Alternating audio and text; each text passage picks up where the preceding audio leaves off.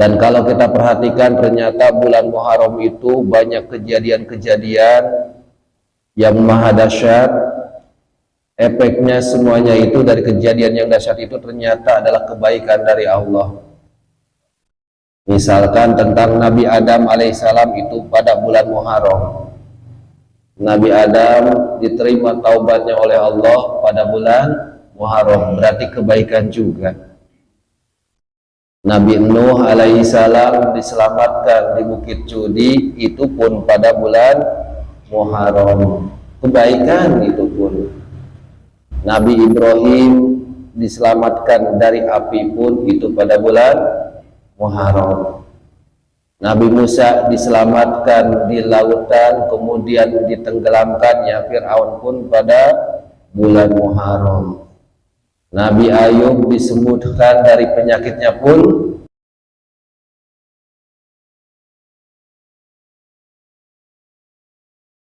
pada bulan Muharram.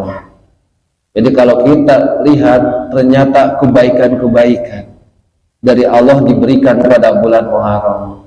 Maka mudah-mudahan kita pun pada bulan Muharram ini diberikan kebaikan kepada kita, dengan kebaikan mungkin yang bisa berbeda-beda. Amin ya Allah ya Rabbal Alamin. Nah, kebaikan itu Allah berikan, ternyata ada kunci yang harus kita lihat. Apa kuncinya? Kuncinya itu momennya harus ada perubahan dalam diri kita, sehingga namanya pun hijrah. Hijriah diambil dari hijrah. Hijrah itu ada perubahan yang lebih baik dari satu kondisi kepada kondisi yang lain. Makanya nanti hijrah itu ada hijrah makani, ada hijrah ma'ani. Hijrah makani secara tempat dari Mekah ke Yasrib, kemudian dijadikan nanti Madinah. Hijrah ma'ani dari keburukan menjadi kepada kebaikan, dari jelek kepada baik, itu pun hijrah. Jadi pertolongan dari Allah itu muncul.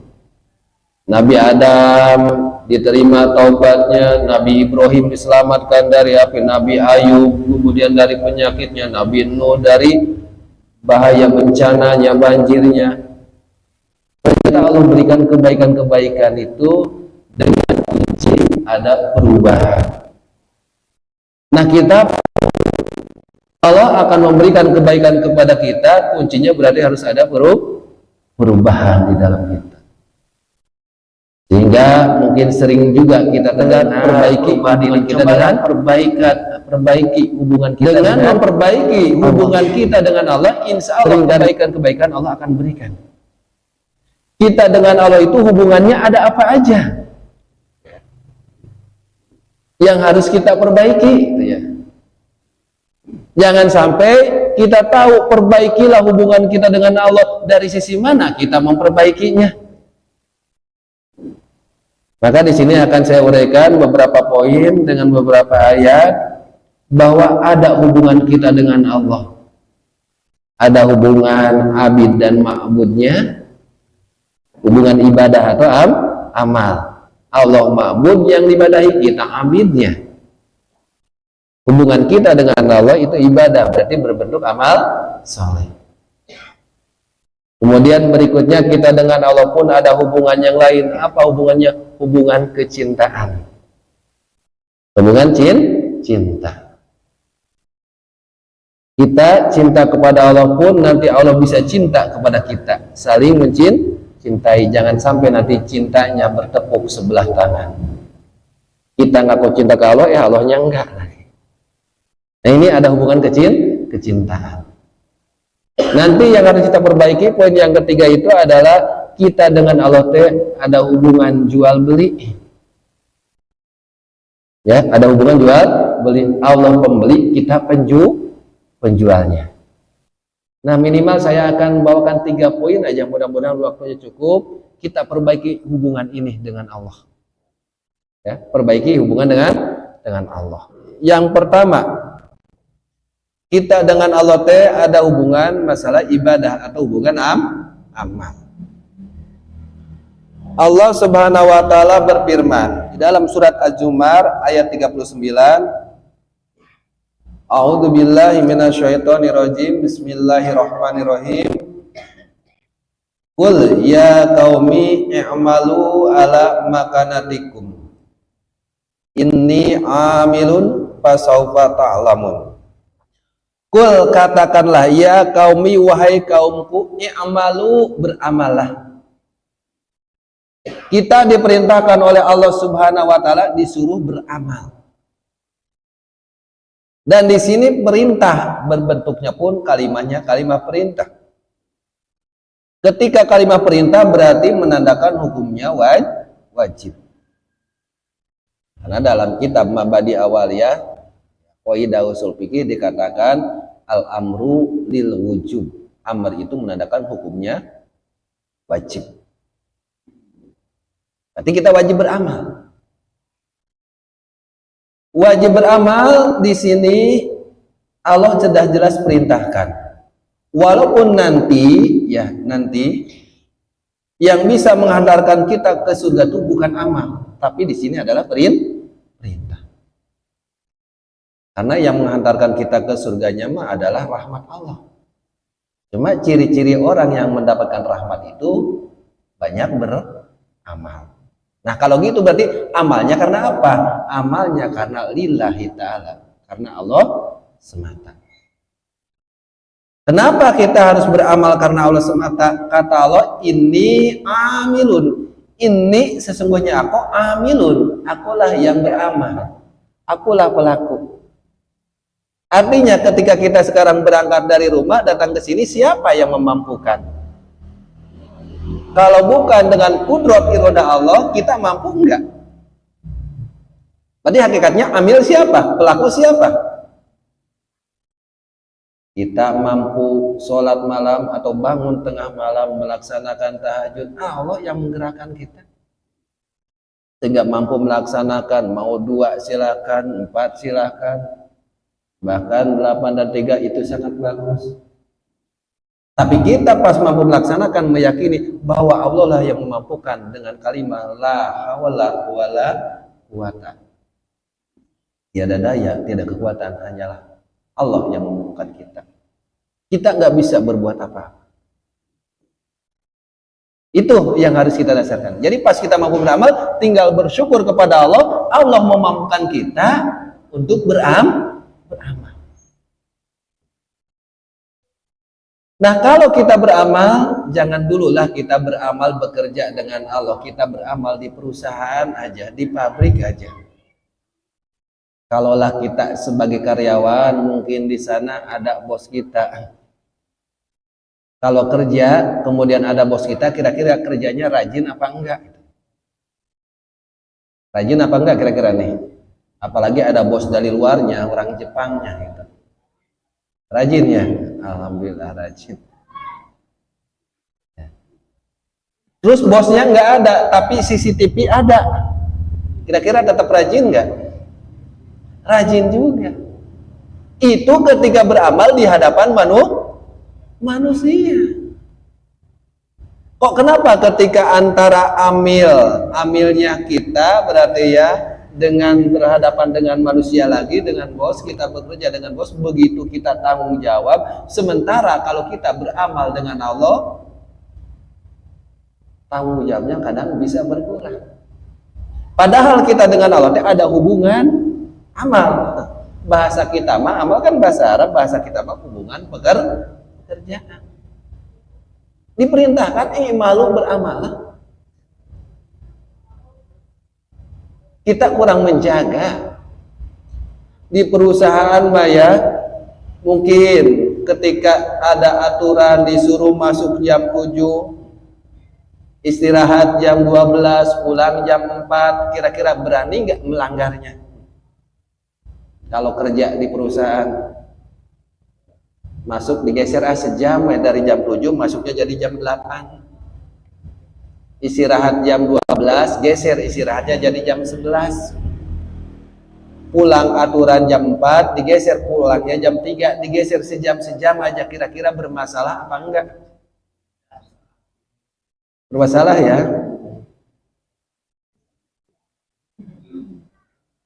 Terus kira-kira ya kalau kita sengaja geser-geser waktu sholat, kira-kira bermasalah apa enggak ya?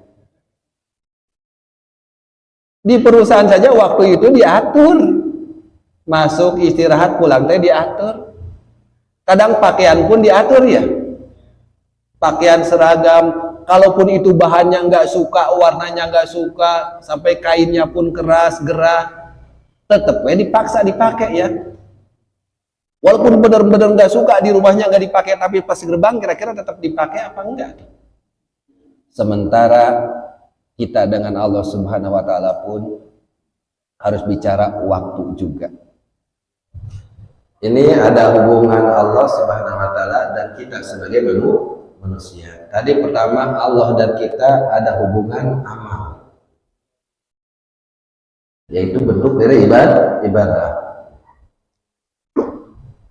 Jadi kita dengan Allah itu ada hubungan pekerjaan.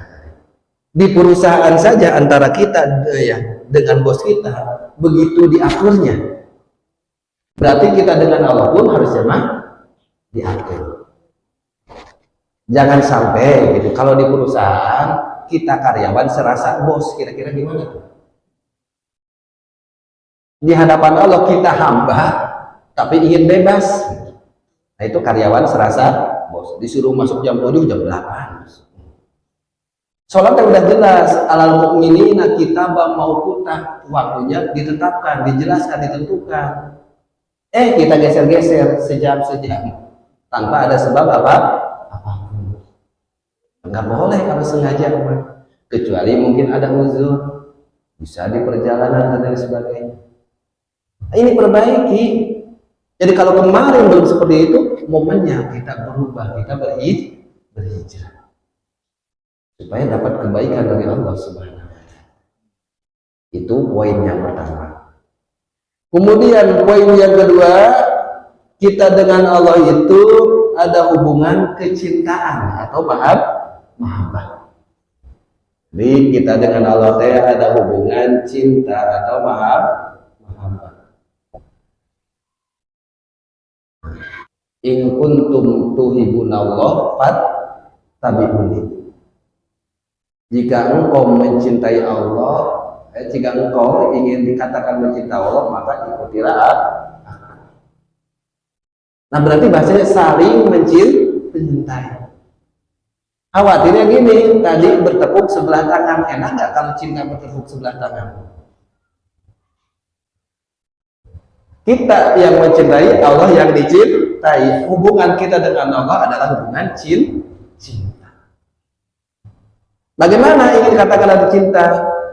Ikutilah aturannya, ikutilah ketentuannya. Ketentuan siapa? Ketentuan Allah dan ketentuan Rasulullah SAW.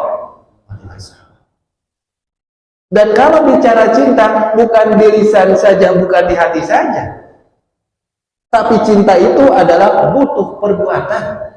Ada bukti dengan perbuatan. Mungkin dengan lisan kita pun sering mengatakan cinta. Bagaimana buktinya? Kita kepada Allah cinta, tapi mana buktinya? Ngaku cinta, berkorban harta atau jiwa pun nggak mau. Jadi di sini semua, baik kita hubungan kita dengan Allah lewat amal, hubungan kita dengan Allah lewat cinta, semua akan terlihat dari harta dan jiwa kita. Mana bukti pengorbanan harta kita, mana bukti pengorbanan jiwa kita. Bukan lisan saja, bukan keyakinan saja, mana buktinya? Jadi kalau bangun tengah malam terasa susah, yang lain lagi kondisi tidur, hujan, gelap, tapi kita berkorban, kemudian bangun, itulah bentuk cinta. Dan kalau kita bandingkan dengan orang-orang terdahulu, pengorbanan kita masih sangat minim. Kalau dibandingkan dengan orang-orang dahulu. Am hasibtum an tadkhulul jannah, apakah kamu mengira engkau akan masuk surga? Mengira, menyangka kita akan masuk surga. Walamayatikum, sementara belum datang kepada kita apa-apa yang terjadi terhadap orang-orang terdahulu. Coba orang terdahulunya siapa? Di sana dicontohkan bagaimana Bilal bin Rabah mempertahankan iman. Bagaimana keluarga Ammar bin Yasir, Sumayyah, dulu mempertahankan keimanan, bagaimana sejarah Ubay, bagaimana pengorbanan orang dahulu. Bukti cintanya benar-benar ada. Dan ketika amal kita dengan dasar cinta akan terasa ringan. Jangankan kita hubungan dengan Allah, pekerjaan saja sehari-hari kita, kalau udah pekerjaan kita cintai, itu akan terasa ringan. Ketika kita beramal menjalankan perintah-perintah Allah Subhanahu wa taala, kalau dasar kita udah cinta, semua akan terasa ringan. Nah, itulah yang diharapkan. Sehingga kebaikan-kebaikan nanti Allah akan memberi. Kalaulah kemarin-kemarin belum seperti itu, momennya untuk berubah, untuk berhijrah dari tidak baik menjadi lebih baik lagi. Kalau kemarin malas, sekarang lebih semangat. Itu momennya. Bukan sekedar dengan perayaan tadi, seremonial saja. Tapi lebih cenderung mana buktinya kita? Karena bahasanya fattabi'uni, ikutilah aku. Maka kita berusaha. Dan Islamnya mau udah tinggi. Sampai di dalam hadis Darul Qutni dikatakan, ya, al-Islam ya'lu wa la yu'la alaih. Islam mau udah tinggi dan tiada yang bisa menandingi ketinggian Islam. Bersama kita ataupun tanpa kita, Islamnya tinggi. Cuma bagaimana kita ingin meninggikan Islam, yang akhirnya meninggikan diri sendiri. Bersama kita bisa tinggi, tanpa kita pun tetap tinggi. Artinya apa? Jadi lebih cenderung ke kitaannya. Jangan sekedar perayaan kepada Islam, tapi lebih cenderung bagaimana kita berbuat untuk Islamnya. Kalau tadinya belum baik, coba berusaha menjadi lebih baik. Itu momen hijrah yang harus dimunculkan. Dan baik di sini yang nggak akan lepas lewat harta ataupun jiwa kita. Kita buktikan. Hubungan amal dibuktikan lewat harta dan jiwa. Benarnya enggak amal kita, harta dan jiwa. Maka tadi diumpamakan di perusahaan pun kita disebut karyawan teladan enggaknya teh. Mana perbuatan kita, mana amal kita yang dilakukan oleh tubuh kita. Bukti kita dengan Allah sayang kita berarti dilihat juga lewat harta dan jiwa. Ada pengorbanan, berkorbannya lewat apa? Harta dan jiwa. Nah, yang ketiganya, kita dengan Allah ada hubungan tijaroh. Tijaroh itu jual beli. Ya, di dalam surat As-Saff ayat 10-11 dikatakan oleh Allah Subhanahu wa taala, "A'udzubillahi minasyaitonirrajim. Ya ayyuhalladzina amanu, wahai orang-orang yang beriman, hal adulukum, maukah aku tunjukkan kepada engkau ala tijaratin, terhadap tijarah, jual beli atau dagang perdagangan. Tapi jual belinya ini bukan sekedar jual beli baju, tapi jual beli tunjikum, jual beli yang bisa menyelamatkan engkau min azabin alim, dari siksa yang sangat pedih. Jadi antara manusia dengan Allah teh ada hubungan dagang, hubungan tijarah, jual beli kita dengan Allah. Ini bukan jual beli manusia dengan manusia di sini, tapi jual beli dengan Allah. Jadi ketika kita beriman, berarti kita sudah melaksanakan jual beli dengan Allah. Mana jual beli di sini dengan Allah? Tu'minuna billahi wa rasulihi, beriman kepada Allah dan beriman kepada Rasul. Jadi ketika kita beriman kepada Allah, ketika kita beriman kepada Rasul, hakikatnya kita lagi jual beli dengan Allah. Berimannya di sini bukan sekedar kita menjadi orang beriman, tapi tudawimuna alal iman, dawam terus menerus terhadap iman. Kalau kita ngaku beriman, berarti kita sedang jual beli dengan Allah. Siapa penjualnya? Kita. Orang-orang beriman. Pembelinya Allah Subhanahu wa Ta'ala.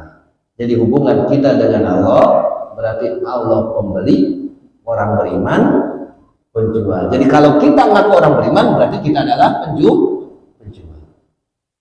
Apa yang dijual oleh orang beriman? Oleh orang beriman yang dijual adalah harta dan jiwa juga. Jadi hubungan amal akan dilihat lewat harta dan jiwa, hubungan cinta akan dilihat lewat harta dan jiwa, hubungan jual beli pun akan dilihat lewat harta dan jiwa. Yang kita miliki apa? Harta dan jiwa. Ketika beriman dijual kepada Allah. Kalau dijual kepada Allah, apa yang kita miliki? Semua milik Allah. Maka pantas ya di beberapa ayat Allah selalu mengatakan dengan lafaz qardon hasanah, pinjaman yang baik. Jadi ketika Allah memerintahkan untuk beramal baik lewat harta atau lewat jiwa, Allah mengatakan pinjam dengan pinjaman yang baik. Jadi Allah minjem ke kita, padahal udah milik siapa kita teh? Milik Allah, tapi Allah ngomongnya pinjam, malu nggak kita? Jadi kalau mau Allah ambil pun kira-kira bagaimana? Udah hak Allah. Kalau ngaku beriman kan kita udah jual beli dengan Allah. Tapi Allah tuh bahasanya pinjam, ini yang harus kita malu. Pak, Bu, coba pinjam jiwa membangun setengah malam. Itu pinjam. Pak, Bu, coba pinjam harta. Pinjam itu. Dan pinjaman Allah akan kembalikan. Mengembalikannya pun minimal 700 kali lipat. Padahal udah milik Allah yang pinjam. Dan ini akan terasa banget kepada kita karena bahasa pinjam itu lembut tapi nyentil juga. Kalau misalkan saya dengan bapak-bapak melaksanakan jual beli, ya jual beli barang aja perumpamaan. Karena di dalam jual beli itu harus ada rukun jual beli, rukun baik atau arkanul baik. Ada 5, ada penjual, ada pembeli, ada barang yang dijual, ada alat tukarnya, kemudian ada ijab qabul, baru disebut jual beli. Salah satunya nggak disebut jual beli. Ada penjual, nggak ada pembeli, bisa nggak jual beli?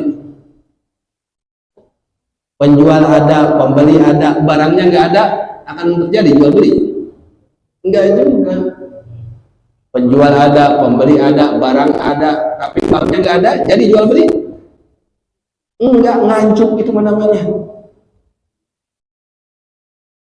Sekarang penjual ada, pembeli ada, barang ada, uang ada, tapi enggak ijab qabul, enggak serah terima, akan jadi jual beli?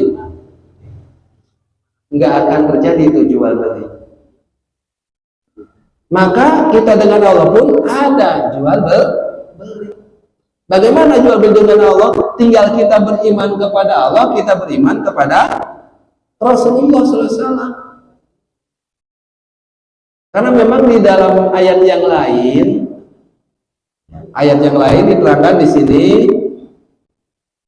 surat Taubah 111, innallaha ashtara minal mu'minina anfusahum wa amwalahum.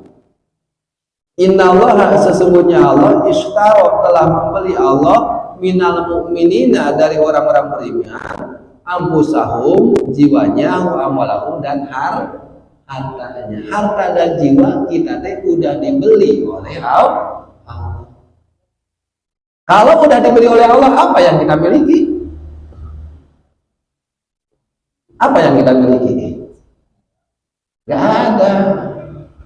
Kalau tadi rukun jual beli kita praktekkan dalam akad fikih, dengan 5 rukun tadi kita malu. Misalkan saya dengan bapak-bapak melaksanakan jual beli, barangnya motor, misalkan harganya 10 juta. Contohnya, saya pembeli, bapak penjual misalkan. Itu bayar tuh motor teh 10 juta. Tapi dalam akad nggak apa-apa Pak, motor mah nggak mau dipakai dulu, nggak mau diambil dulu, silakan dipakai oleh Bapak. Jual beli sah nggak kalau gitu? Sah aja kan? Jadi motornya belum dipakai tapi dipakai oleh Bapak. Sah jual beli karena udah dibayar, pinjam kabul ada. Dibiarkan itu udah 3 bulan saya datang lagi. Pak pinjem motor teh, padahal motor saya ya. Tapi ngomongnya saya pinjam, terus Bapak nggak ngasih. Kira-kira Bapak orangnya kayak gimana kalau gitu?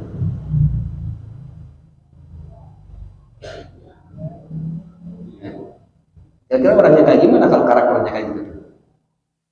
Kalau motor-motor saya mau diambil pun boleh nggak? Tapi saya ngomongnya tuh pinjem, nggak ngasih.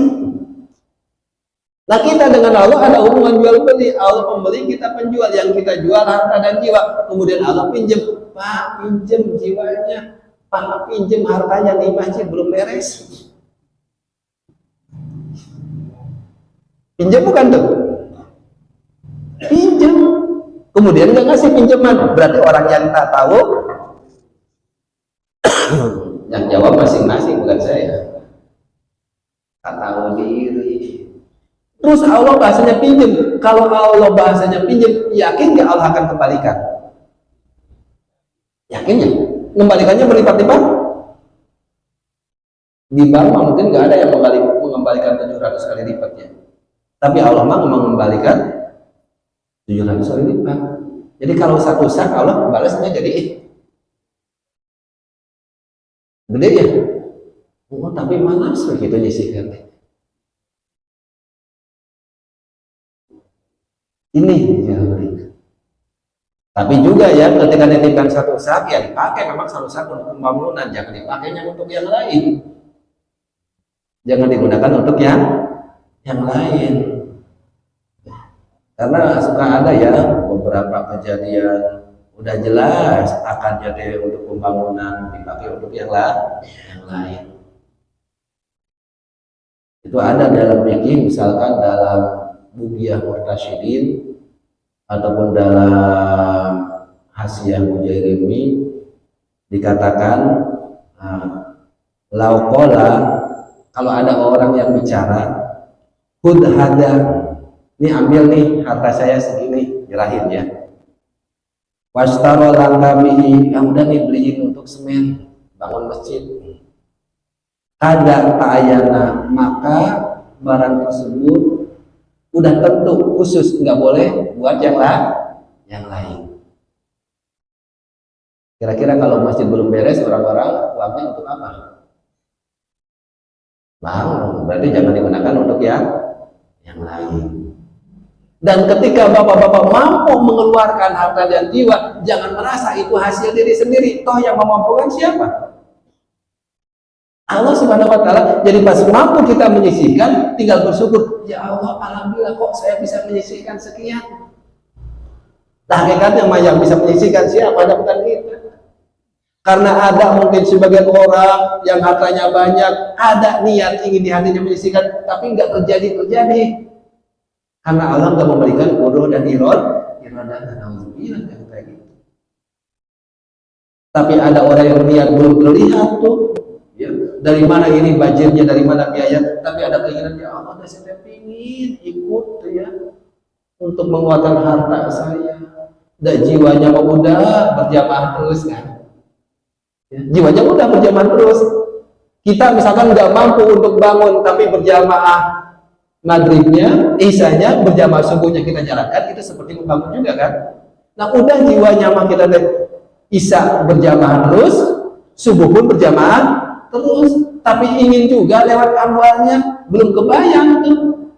Tapi ketika Allah akan memampukan, ada jalannya, maka tinggal bersyukur karena Allah yang memampukan. Naudzubillah sampai kali kebalikannya, khawatir ada materi mah, ada uang, ada harta, tapi kenapa nggak mampu untuk menyisihkan? Nah, perbaiki saja dari sini. Hubungan dengan Allah kita perbaiki, insya Allah kebaikan-kebaikan akan muncul, kebaikan akan datang. Nah kalau tadi belum baik, berarti namanya kita berusaha untuk hijrah, berusaha untuk menjadi lebih baik. Perbaiki lagi hubungan kita dengan Allah dari sisi amal ibadahnya. Perbaiki lagi hubungan kita dengan Allah dari sisi kecintaannya. Perbaiki lagi hubungan kita dengan Allah dari sisi perdagangan. Dari mana yang harus kita perbaiki? Lihat ceknya dari harta dan jiwa kita. Dari sisi amal, coba amal yang diperbuat lewat harta udah totalitas apa belum? Yang dilakukan oleh jiwa udah total belum? Kalau belum, perbaikilah momennya ini untuk berhijrah, berubah menjadi lebih baik. Cinta kita dengan Allah udah terbukti belum? Cinta kita dengan jiwa kita terbukti dengan harta kita. Gak mungkin orang yang cinta kepada Allah dia punya harta akan digenggam.